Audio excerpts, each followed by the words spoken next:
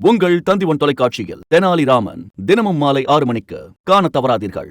CCTV கேமராக்களை பொருத்துவதற்கு தமிழகத்திற்கு வழங்கப்பட்ட நிர்பயா நிதி எங்கே போனது என்று தமிழக பாஜக தலைவர் அண்ணாமலை கேள்வி எழுப்பியுள்ளார். அநாகரிகமா பேசுறீங்கல்ல, சோசியல் மீடியாவில் குடும்பத்தை எடுக்கிறீங்க, என்ன வேணாலும் நீங்க பேசுவீங்க, கேட்டால் அப்படியே கட்சி போறவைகளை ஒளிஞ்சுக்குவீங்க. நாளையிலிருந்து என்னுடைய அரசியலும் அப்படித்தான் இருக்கும்.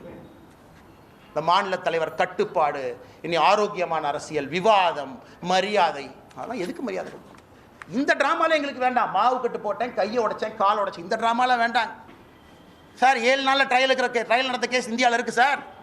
5 நாளில் சார்ஜ் ஷீட் போட்டிருக்காங்க சார். சார் நிர்பயா ஃபண்டு கொடுத்துருக்கேன் சார், நிர்பயா ஃபண்டு கொடுத்துருக்கேன் சார், 1000 கோடி கொடுத்துருக்கேன் சார். ஏன் சார் ஒரு அண்ணா யூனிவர்சிட்டியில் தமிழ்நாட்டினுடைய பழமையான இன்ஜினியரிங் காலேஜில் ஒரு லோட்டு சிசிடிவிக்கு ஒயர் கனெக்ஷன் இல்லைன்னு சொல்றியா? வெக்கப்படலையா?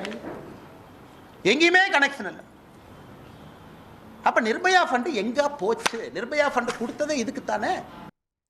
திமுக ஆட்சி அகற்றப்படும் வரை காலணி அணிய மாட்டேன் என சபதம் எடுத்துள்ள தமிழக பாஜக தலைவர் அண்ணாமலை கோவையில் செய்தியாளர் சந்திப்பு முடிந்த பின்னர் தனது காலணியை கழற்றினார்.